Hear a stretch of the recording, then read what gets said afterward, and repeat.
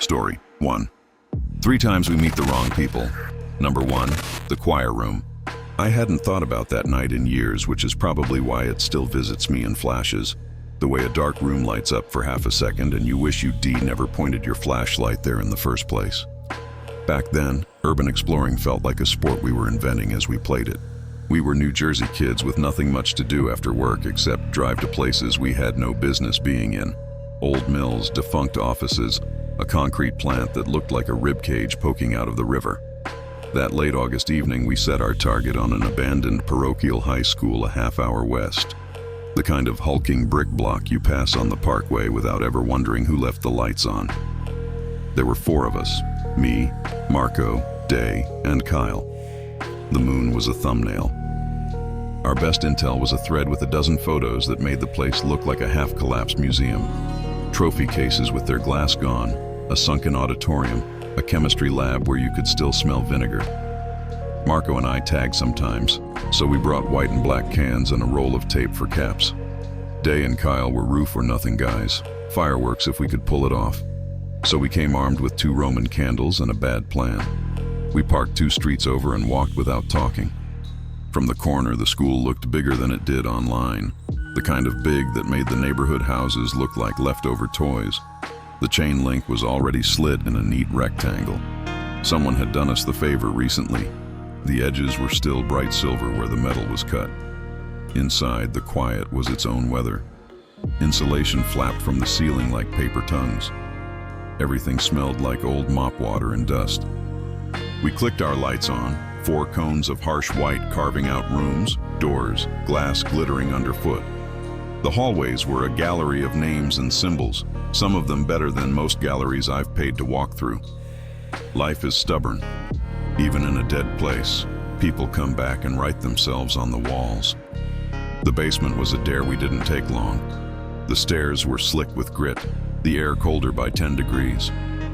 We found a boiler room full of dark mouths and a long storage corridor that seemed to bend when you weren't looking. On a patch of concrete between 2 columns, someone had painted a crude circle with a star. The points were smudged by footsteps.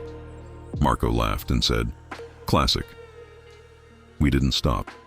The second floor was where we found our blank canvas, a classroom with the windows knocked out and a back wall that had somehow escaped the usual assault.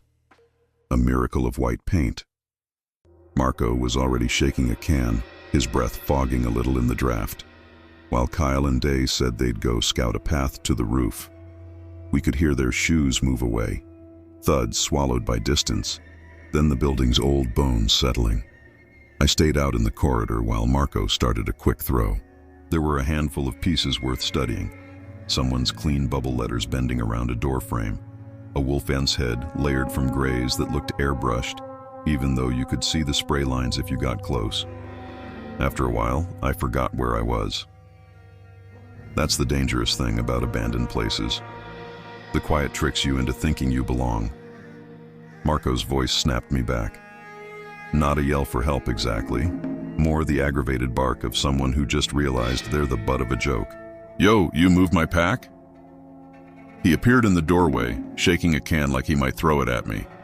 I told him I'd barely moved. We panned our lights across the room. The pack was gone. 2 cans left in Marco's hand, 4 missing, plus his slaps, caps, and tape. It was possible, in theory, that Kyle or Day had swung back through and grabbed it, but neither of us had heard footsteps come this way. We went looking, irritated more than scared. That lasted about 30 steps. There was a side room we hadn't noticed, maybe an old faculty office with a narrow interior window. I glanced in and saw 2 things at once. A symbol on the drywall, black paint still fat enough to catch our light, and Marco's pack in the corner like a dropped animal. This wasn't a basement doodle.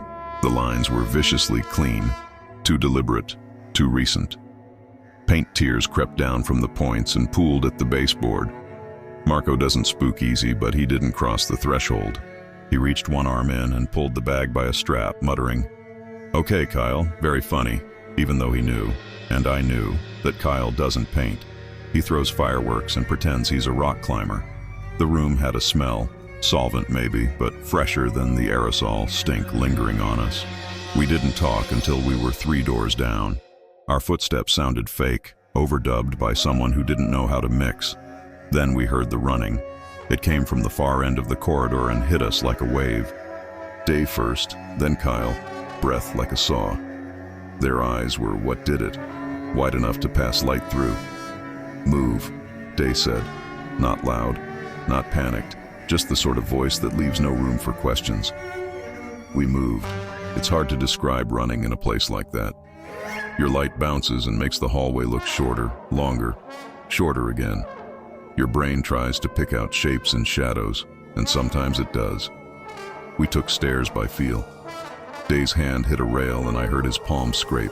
Somewhere behind us, footsteps that didn't belong to any of us. More than one set. A slither of laughter the way a vent laughs.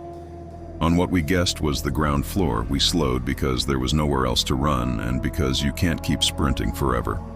We listened. Nothing. The silence seemed to pat our heads, tell us we'd imagined it. We started for the door we thought was the way we'd come in. That's when the hissing started. It wasn't a pipe.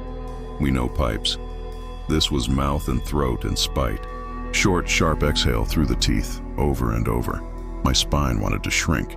Then a voice from the dark ahead said, conversational and deep, "Should have cut you when I had the chance." People say your blood runs cold.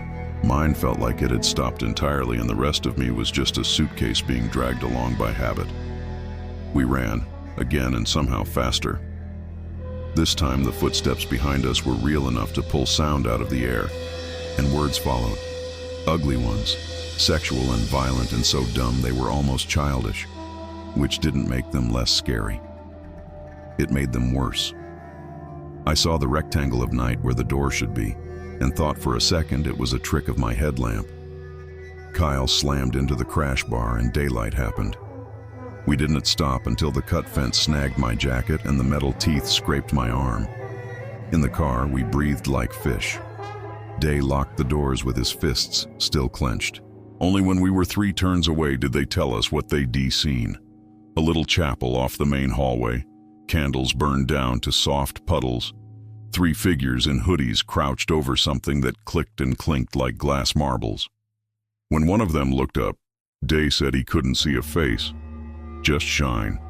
They'd bolted. What we heard behind us was not imagination. I know what you're thinking. Pranksters. Other explorers messing with us because that's what bored people do. Maybe. But then you remember the fresh paint in a room we hadn't passed. The bag moved with intent. The sentence delivered like a promise someone forgot to keep. We never went back. As far as I know, the building still stands. Other people have put their names on those walls since. Places like that never stay empty for long. They only pretend to. 2. The Blue House. The quiet I chased, I found. All of it, and too much. After years in a city apartment where you could hear every neighbor's argument through the vents, I took the first rental that felt like a deep breath. A blue, 1-story house at the bend of a 2-lane road with a gravel drive and thin pine trees that lifted the sky into strips. 2 small bedrooms. A kitchen that hadn't been updated since microwaves became normal. A bathroom that complained when you turned the shower knob. The nearest porch light was a speck through the trees. Perfect, I told myself. My phone signal thought otherwise, but I learned the corners of the house where calls would go through, and I learned to sleep with blackout quiet pressing on my ears. Work was a long drive and long days. I ate too late and fell asleep on the couch more times than I admit. On a Thursday in late October, I came home sore and grease-fingered, kicked my boots off and ordered food from the only takeout place that understood where my road started and ended. No delivery apps, just the way a voice on a static shot landline says 40 minutes and means somewhere between 25 and 70. The doorbell rang after 15. I didn't even think as I walked to the door. I just felt relief, the simple, stupid kind your stomach feels when it's about to be fed. My hand went to the chain. Habit from the city. Cracked the door with the chain on and checked the handoff. The man on the porch was not holding food. Hoodie, jeans, hands in pockets. Bare porch. No bag, no paper stapled to a receipt. No smells that meant I was minutes away from eating on the floor in front of the TV. His face was spare in the yellow porch light. like someone had planned more details and quit halfway. "Food," I said, the way a question asks permission to become a statement. He took a beat. "Wanted to double-check the order," he said. "It's in the car." That was when the slow animal part of my brain finally stood up. "If you don't have it with you," I said, "this is done. I'm calling the police." He looked at me for a second, then muttered, low enough that my body recognized the tone even if my ears didn't catch the words, and walked down the drive. He disappeared before he hit the pines. The blue light that curls under a night sky turned him to nothing. I closed the door, turned the bolt, turned it again, then called the restaurant. The manager said my order had not left the building. "Driver's just packing it now," he said. "You sure you're not mixing us up with someone else?" I wasn't. The cold coin of it dropped in my chest. I dialed the non-emergency line, walked the dispatcher through what happened, and said I was fine. Because I was fine. Nobody had come through any door. Nobody had raised a hand. I felt stupid for my heart's drumline, for the knife that my memory kept tugging the kitchen drawer toward, for checking the peephole twice before I crossed the living room. The real driver arrived 20 minutes later, pizza steam ghosting out of his bag. He told me the roads were slick on the far curve. I tipped too much out of guilt and hunger.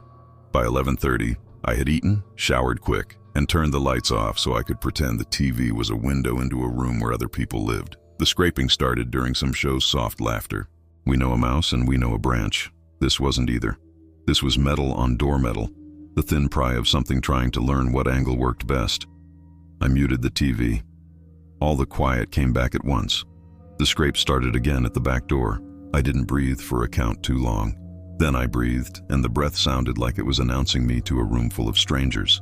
I dialed 911 and sat on the floor, phone to ear, the kitchen knife in my lap because that was my brain's idea of a plan. It was the first knife I touched. It wasn't even sharp. Sirens took their time but made themselves heard from far out, like the night was a blanket and someone was ironing across the wrinkles to my address. A knock at the front door made me jump and want to throw up. "Sheriff's office," a voice said. They swept the house. They swept the yard. No person, no car lights, just the marks one deputy pointed at with the base of his flashlight. Fresh scrapes around the lock, thin and clean, a beginner's tutor lines. "Flathead," he said, "or pocket tool." I gave them the earlier story because they asked for it. You learn that the order of events matters to other people more than it does to you, even though you are the one who has to go to sleep with the events waking you up. They said they'd roll past more often for the next week, and that was that. Which is honestly all there was to be done. Part of me wished there was a test you could run on air to catch the shape a person leaves behind, the way we used to sprinkle flour to see if mice came back. I slept badly. Then I slept better. Then I started to feel silly telling anyone about it. Until 3 nights later when sirens rolled past at 1:10 a.m., then again at 1:17, and my body remembered to be afraid for reasons my head couldn't yet name. I watched the blue-red wash slide across my ceiling. I almost texted a friend and didn't. The knock woke me around 2. 2 uniforms on my porch, breath fogging in the cold, faces made both human and unreal by the porch light. "You the one out here who called in the suspicious person last week?" the taller one asked. When I said yes, he held up his phone, a photo open. It was the man from my porch. The same hoodie. The same unfinished face. They'd detained him 2 roads over, trying a back door like a dentist testing for soft spots. He'd run. He hadn't made it far. The officer said they'd link the reports. "You won't be seeing him again," he said, which was not a promise he could make, but it felt close enough to borrow warmth from. I moved a month later, not because I thought the man would return, but because the quiet had long since stopped being a gift and started being a room where every creak announced itself by name. I told myself I was leaving for work, for the drive, for the rent, but I was leaving because I'd met the kind of person who knocks without knocking and I wanted to forget his face. 3. The lemon slush. I'm not proud of the habit. I'm not ashamed of it either. Let's call it a tactic. When I am out with friends and a stranger steers into our space with a smile that looks learned, I make myself smaller than I am, a little slower, a little ditzier. It's not a trick I invented. It's one women learn the way you learn to look both ways twice at certain crosswalks. It keeps the whole thing casual. It gives me room to choose my exit. When the energy gets strange, it lets me flip the table over without them realizing I was the one holding the legs. That Saturday, the bar was loud enough to pass as white noise. My friend Maya likes the place because the bartenders pour generously and because you can stand in a pocket near the end of the rail and forget time. That night, two men drifted into our orbit the way people do when the space between songs takes its breath. Their names were Ben and Clay. They were fine, funny in that practiced way. Clay and Maya clicked like a lighter, quick and clean. I stuck with Ben because that's how it works. You let your friend have the one she wants and you carry the conversational groceries back to the apartment. It wasn't a 5-minute bar conversation. It lasted a whole drink, then another. I'd tell you what we talked about, but I don't remember, which tells you all you need to know about the shape of the talk. As Maya and I dipped into the bathroom, Ben asked what we wanted next. Rum and Coke, I said, because it's hard to ruin, and because the bartender was 2 bodies deep in orders. Safe. In the mirror, Maya said she might go home with Clay. I raised my eyebrows and made the appropriate astonished sounds and then nodded, because people are allowed to do what they want, and I am not anyone's moral turnstile. Just text me, I said, or don't. But if you don't, text me in the morning. When we came back, the men had shifted, not physically, their energy had. The easy smiles were gone. Their heads leaned together like 2 kids in church trying not to laugh. Then, as if someone had called action, they put the faces back on. 2 highballs on the counter, 2 other drinks, the color you get when a cartoonist draws a beach vacation. "What's that?" I asked, bright as a Christmas bulb, picking up one of the sunshine drinks by the napkin. The surface was slushy and the color was wrong for anything anybody I know orders on purpose in a place with sticky floors. "Piña colada," Ben said, like it was a test he hadn't studied for. "Too cute for you," I said, teasing like a script someone else had written for me. We swapped them, our rum and cokes for their lemon slush looks. "Sip with me," I said. I kept my eyes on Ben's hands. He hesitated half a second too long, then smiled like he'd been dared. He drank. Clay drank. Maya and I did what people do at bars. We pretended everything was normal, even as a cold, clean part of me stood on the other side of the room watching the scene for signs. They invited us back to Clay's apartment. If you've ever felt your gut twist and then unwind at the wrong cue, you'll understand how my brain tried to make that make sense. Why invite us over if they'd meant anything bad by the drinks? Why plant a seed and then water it with your own feet? Clay lived 5 minutes away on the 2nd floor of a building that looked recently scrubbed. The apartment was absent. Sofa, TV, a counter-height table with a bowl of keys. A rug, unarguable. No art, no clutter, no story. "New place," Clay said. "Still settling in." We opened seltzers because that's what his fridge offered. Music came through the TV. Nothing tripped any alarms except all the little nothings added up. Then they started getting sloppy. Not bar sloppy, chemical sloppy.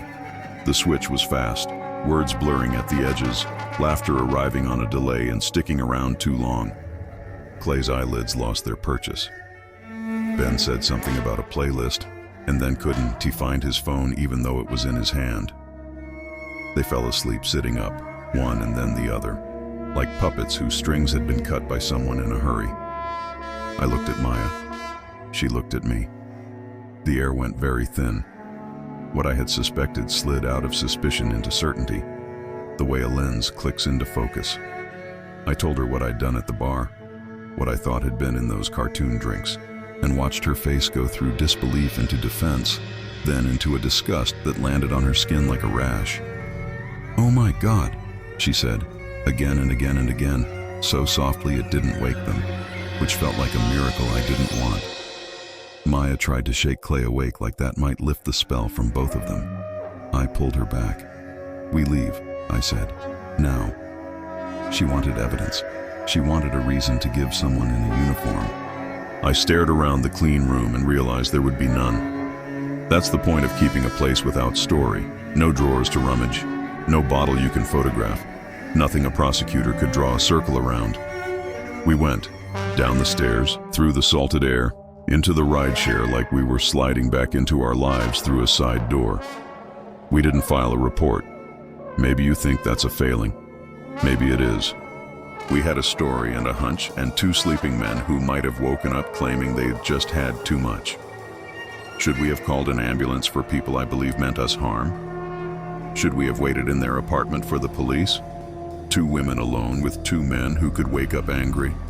I do not owe anyone the performance of perfect victimhood. I owe myself getting home. Still, the way my mind keeps relitigating it tells me the story isn't over, at least inside me. The part that doesn't fit is the invitation. Why ask us over if you've dosed your own drinks? Why run toward the cliff you built? There are answers, petty and dark, and none of them matter more than this. You've done it to solve a riddle by bleeding for it. When Maya texts me now before a night out, we send each other a small ritual. Keys, phone, cash, plan, separate tabs, eyes on hands. If it tastes wrong, it is. You write your own rules after the world shows you the kind of math it's willing to do with you in the equation. I wish these were ghost stories. I wish I could tell you it was all shadow and superstition. There were no demons in the old school, just people who liked how their voices sounded in empty rooms. There was no shapeshifter on my porch, just a man who learned a script in a place that gives men like him too many props. There was no curse in a neon drink, just a modern coward's way to move someone across a line she didn't agree to cross. If there's a strategy here, it's nothing special. Listen to the part of you that keeps a second count. Move when someone who trusts you says move. Switch the variables when you're not sure who's setting the equation. Leave when leaving is the only way to keep the story yours. The school still stands. The blue house belongs to someone else now. I hope they sleep like rocks. Clea's apartment is a set inside my head with all the furniture staged for a photo that will never be posted. Life keeps asking me to prove I learned something. The best answer I have is that I did, and I am still learning, and I will keep telling it like this. Straight, unornamented, the way you tell someone where the ice is on the steps so they don't break their neck on the way down. Trust the voice that counts to 2 before you breathe. If a friend says run, run. If the drink looks wrong, it is. If the hallway hisses, don't wait to learn its language. I'll see you after the lights are off. Until then, lock the doors, watch the hands, and keep your story yours.